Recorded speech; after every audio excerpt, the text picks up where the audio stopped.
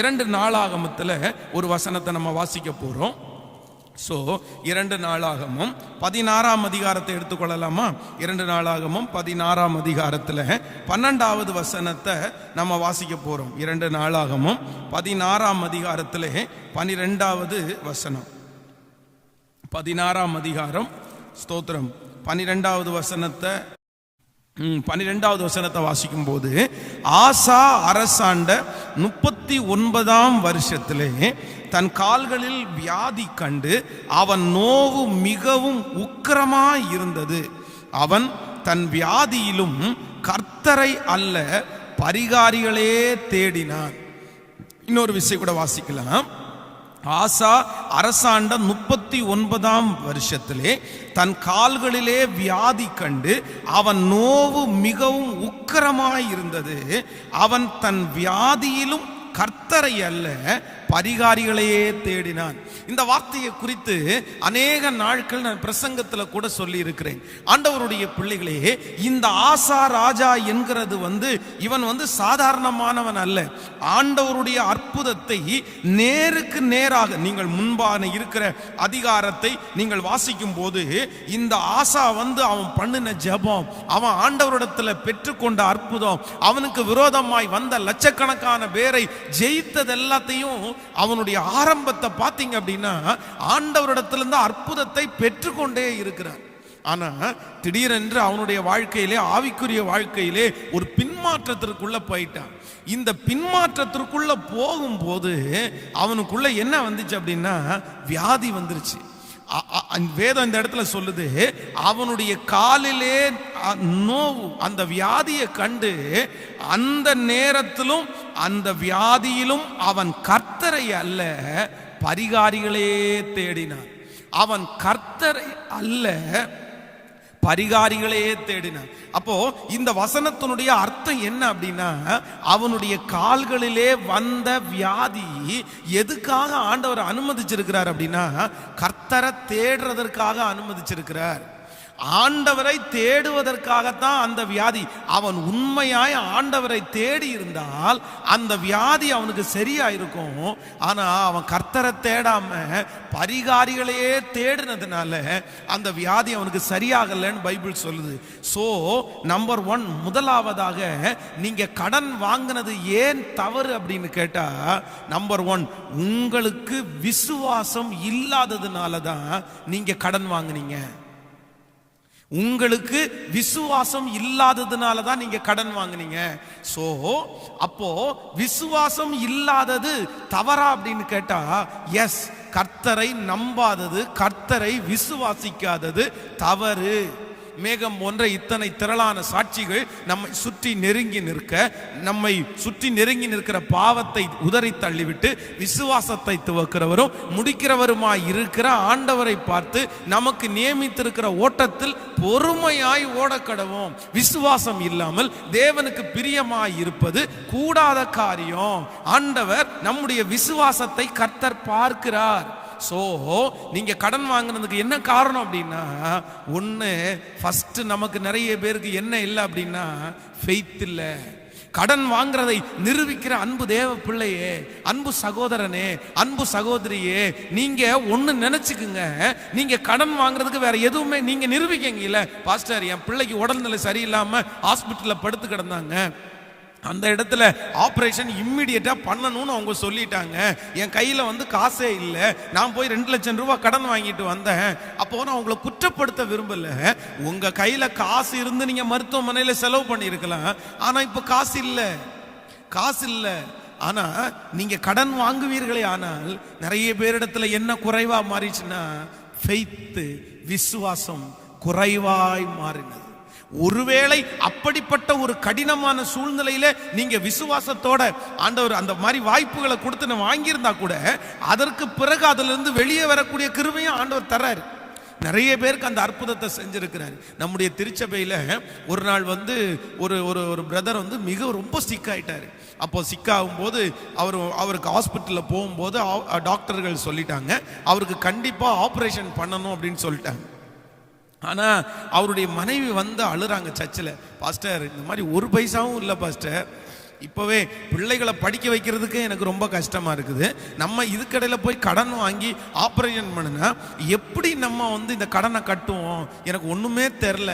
நம்ம ஜெபம் பண்ணலான்னு சொன்னால் எங்கள் கணவனார் சொல்கிறாரு, என் மேலே உனக்கு அக்கறையே இல்லை, என் மேலே உனக்கு பாசமே இல்லை, நான் சம்பாரித்து கொடுத்ததெல்லாம் வாங்கிட்டேன்ல, இன்னைக்கு எனக்கு ஆப்ரேஷன் பண்ணணும், நான் இப்படி கஷ்டப்படுறேன்னு சொன்னால் உனக்கு என் மேலே பாசம் இல்லைன்னு சொல்கிறாரு. ஆனால் அவர் மேலே பாசம் இல்லாமல் எல்லாம் இல்லை பாஸ்டர், எனக்கு நிறைய ஃபெய்த் இருக்கு பாஸ்டர், ஆண்டவர் நிச்சயமா ஆபரேஷனே இல்லாம விடுதலை கொடுப்பாருன்னு எனக்கு நம்பிக்கை இருக்கு பாஸ்டர். அவர் கேட்க மாட்டேங்கிறாரு. அப்ப அவரிடத்துல நான் பேசினேன், பிரதர் விசுவாசிக்கலாம் பிரதர், ஆண்டவரால முடியாது எதுவும் இல்லை, கர்த்தர் உங்களுக்கு பரிபூரணமான சுகத்தை தருவார்னு சொன்ன உடனே அவர் சொல்லிட்டார், இல்ல ஆபரேஷன் பண்ணிட்டோம்னா கொஞ்சம் பரவாயில்ல, நான் சரியாயிருவேன் அப்படின்னு.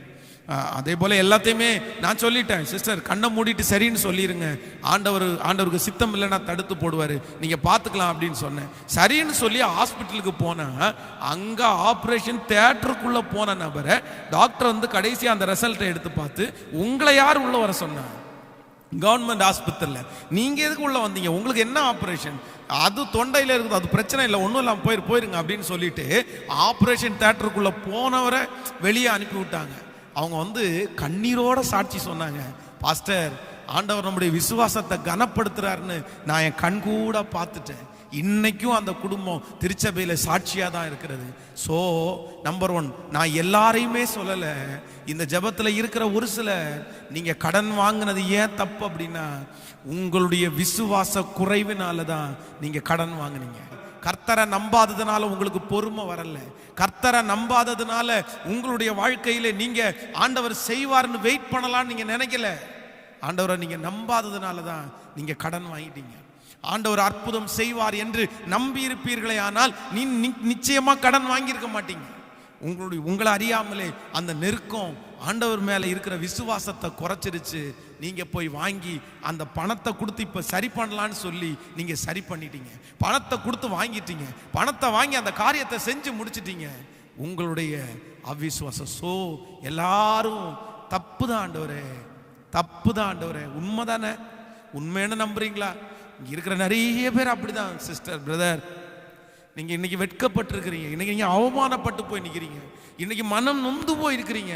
நீங்க வேற எதுவுமே காரணம். அன்னைக்கு மட்டும் அந்த கடன் வாங்குறதுக்கு முன்னாடி ஆண்டவர் மேல நீங்க ஃபெய்த் வச்சிருந்தீங்கன்னா, விசுவாசத்தோட நீங்க இருந்திருந்தீங்கன்னா, நிச்சயமா சொல்றேன் ஆண்டவர் இந்த சூழ்நிலைக்கு உங்களை விட்டுருக்கவே மாட்டார், விட்டுருக்கவே மாட்டார், விட்டுருக்கவே மாட்டார்.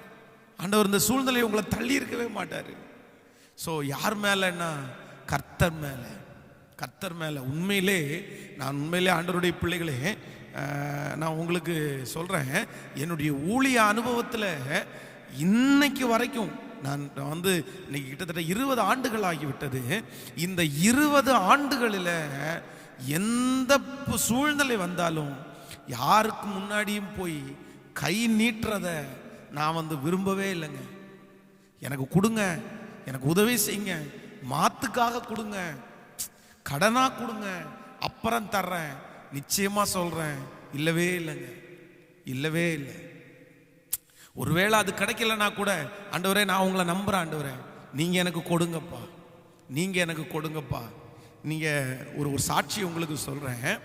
நம்ம வந்து ஃபர்ஸ்ட் இன்னைக்கு உங்களுக்கு வீடியோ எடுக்கிற இந்த கேமரா, சர்ச்சில் வந்து இந்த மாதிரி ஒரு கேமரா வாங்கணும் அப்படின்னு ஒரு முடிவெடுத்தோம். அப்போது அந்த நேரத்தில் வந்து கிட்டத்தட்ட ஒரு 6 வருடத்துக்கு முன்னாடி இன்றைக்கு இருந்த கேமராவில் ஒரு 2 கேமரா வந்து ரொம்ப ஹை ரேஞ்ச் கேமரா, அடுத்த லோ ரேஞ்ச் கேமரா, அடுத்த கேமரா தான் நம்ம இப்போ யூஸ் பண்ணிட்டு இருக்கிற இந்த கேமரா.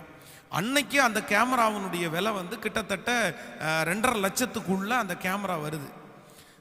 எனக்கு ஒன்றுமே தெரில எப்படி வாங்கணும் அப்படின்னு நினச்சா, இந்த கேமரா வாங்கினா தான் அது நல்லா இருக்கும், அது யூஸ்ஃபுல்லாக இருக்கும்னு அவங்க சொன்ன உடனே நான் வந்து ஒரு பேப்பரில் வந்து அதை பிரிண்ட் எடுத்து அந்த பேப்பரில் வந்து அந்த கேமரா அதுக்கு மேலே, அந்த பேப்பர் மேலே, அந்த படத்து மேலே கையை வச்சு, ஆண்டவரே நான் ஜெபிக்கிறேன், இது எங்களுக்கு பெரிய தொகை, இன்னைக்கு அன்னைக்கு இருந்த சூழ்நிலை அது மிகப்பெரிய தொகை, அது இவ்வளோ தொகையை கொடுத்து நாங்கள் வந்து இந்த கேமரா வாங்க முடியாது, நீங்கள் தான் இறக்கம் செய்யணும் அப்படின்னு சொல்லி அந்த அந்த காரியத்தை ஜெபம் பண்ணிட்டு ஒரு நோட்டீஸ் போர்டில் மட்டும் இந்த மாதிரி ஆண்டவர் நமக்கு இந்த கேமரா வாங்குறதுக்காக நம்ம முயற்சி எடுக்கிறோம், தேவனே இந்த கேமராவை எங்களுக்கு தாரும் அப்படின்னு அந்த ஜெப டீம் அந்த ஜெப டீமிட்டத்தில் ஜெபிக்கிறதுக்காக நான் வந்து வச்சுருந்தேன். சர்ச்சிலையும் அனௌன்ஸ் பண்ணேன், இந்த மாதிரி நம்ம ஒரு கேமரா வாங்கிட்டோம் அப்படின்னா சீக்கிரமாக நம்ம வந்து நிறைய விஷயத்தை ஷூட் பண்ணி நிறைய பேருக்கு ஆசீர்வாதமாக நம்ம வெளியில் கொடுக்கலாம் அப்படின்னு சொன்னேன். ஆனால் சபையில் இருக்கிற நம்ம சபையில் இருக்கிற ஜனங்களும் வந்து ரொம்ப அன்னைக்கு நெருக்கப்படுறவங்களா இருந்ததுனால ஒரு 100 ரூபா 200 ரூபா 500 ரூபா அப்படின்னு வந்துச்சு. பார்த்தா ஒரு 20,000 ரூபா தான் வந்திருக்குது. நாங்கள் வாங்க போகிற கேமரா வந்து கிட்டத்தட்ட 2.5 லட்சம் ரூபா. வந்த பணம் அன்னைக்கு வந்தது பார்த்தீங்க அப்படின்னா ஃபர்ஸ்ட் வந்தது 20,000 ரூபா வந்திருக்குது. எனக்கு அது ஒரு ஷாக்காக இருந்துச்சு. நான் என்ன நம்பினேன் அப்படின்னா, எப்படியும் நம்ம வந்து ஜெபம் பண்ணுவோம், நம்ம அனௌன்ஸ் பண்ணோன்னா ஆண்டவர் இறக்கம் செய்வார், ஜனங்கள் வந்து கொடுத்துருவாங்க அப்படின்னு எல்லாம் நான் நிறைய இது பண்ணோன்னே 20,000 ரூபா வந்த உடனே ஷாக் ஆகிட்டேன் நான். ஆனால் அமைதியாக வச்சுட்டேன் நான். அதை குறித்து அப்படியே அமைதியாக வச்சு 1 மாதம் 2 மாதம் கிட்டத்தட்ட உண்மையிலே ஆண்டவருடைய பிள்ளைகளே, அந்த கேமரா ஆண்டவரே இது உங்களுக்கு விருப்பமானதா இருந்தால் எனக்கு நீங்கள் தருவீங்கப்பா, இது உங்களுக்கு சித்தமாக இருந்துச்சுன்னா எனக்கு கிடைக்கும், நீங்கள் கிடைக்கிற வரைக்கும் நான் வந்து அதை வேற எந்த விதத்திலும் நான் வாங்க மாட்டேன். நம்முடைய திருச்சபையில் வந்து அந்த கேமரா அன்னைக்கு இருக்கிற ஸ்டுடியோ ஒரு பிரதர் வந்து சொன்னார், பாஸ்டர் ஒன்றும் பிரச்சனை இல்லை, இருக்கிற 20,000 ரூபாயில் கட்டி இன்னொரு 30,000 ரூபா கூட 50,000 ரூபா கட்டி இஎம்ஐல எடுத்துடலாம், மாதம் மாதம் இவ்வளோ கட்டிட்டோன்னா அந்த கேமரா நமக்கு சொந்தமாயிரும் அப்படின்னு இஎம்ஐ கடனுக்காக சொன்னார். என்னமோ சொன்னாங்க. ஆனால் நான் உண்மையிலே அந்த ஒரு டைம் திருச்சபையில் அனௌன்ஸ் பண்ணிட்டு அதுக்கப்புறம் யோசித்தேன், விட்டுருவோம் கர்த்தர் பார்த்துக்கிட்டோம். பல மாதங்கள் தாண்டி அந்த ஒரு கேமராவுக்காக பல மாதங்கள் நான் வெயிட் பண்ணேன். ஆனால் எனக்கு ஒரு நம்பிக்கை இருந்துச்சு, என்னைக்கு ஆண்டவருக்கு அதை தரணும்னு எனக்கு விருப்பம் இருக்குதோ, இந்த ஊழியத்துக்கு ஆண்டவர் எப்போ தரணும்னு நினைக்கிறாரோ அப்போ தருவார். அது வரைக்கும் வெயிட். நீங்கள் கொடுப்பீங்கன்னு எனக்கு தெரியும்ப்பா, அது 2 லட்சமோ 10 லட்சமோ 20 லட்சமோ நீங்கள் கொடுப்பீங்க, ஆனால் நான் கடன் வாங்கி அதை வாங்க மாட்டேன், அது தப்பு. இன்று நான் நம்புகிறேன் கர்த்தர் அதுக்கப்புறம் அந்த கேமரா வாங்குறதுக்கு உதவி செய்தார். இன்றைக்கு அதன் மூலமாய் ஆயிரக்கணக்கான பேர் ரட்சிக்கப்படுறாங்க. அந்த நாட்களெல்லாம் முடிஞ்சிருச்சு. ஆனால் நான் நம்புகிறேன் அன்றைக்கு எனக்கு அந்த விசுவாசத்தை ஆண்டவர் கொடுத்ததற்காக ஆண்டவருக்கு நன்றி செலுத்துகிறேன். ஸோ நம்பர் 1, முதலாவதாக நீங்கள் கடன் வாங்கினது ஏன் தப்பு அப்படின்னா, உங்களுக்கு விசுவாசம் நிறைய பேருக்கு குறைவாக இருந்துருச்சு, நம்பிக்கை குறைவாக இருந்துச்சு. விசுவாசத்தினால் நீதிமான் பிழைப்பான். நம்ம தான் நிறைய பேர் ஹாஸ்பிட்டல்னு போயிட்டே இருக்கிறோம். ஆனால் இன்றைக்கும் ஒரு கூட்டம் எந்த வியாதி வந்தாலும் மருத்துவமனைக்கு போக மாட்டோம், கர்த்தர் வச்சிருந்தா இருக்கட்டும், எடுத்துக்கிட்டா கர்த்தர் ராஜ்யத்துக்கு போவோன்னு ஹாஸ்பிட்டலுக்கு போகாமல் 80 வயசு 90 வயசு வரைக்கும் இன்றைக்கும் கர்த்தருடைய பிள்ளைகள் வாழ்ந்து கொண்டு தான் இருக்கிறார்கள். அந்த கிருபைக்காக ஆண்டவரிடத்தில் கெஞ்சுறேன்.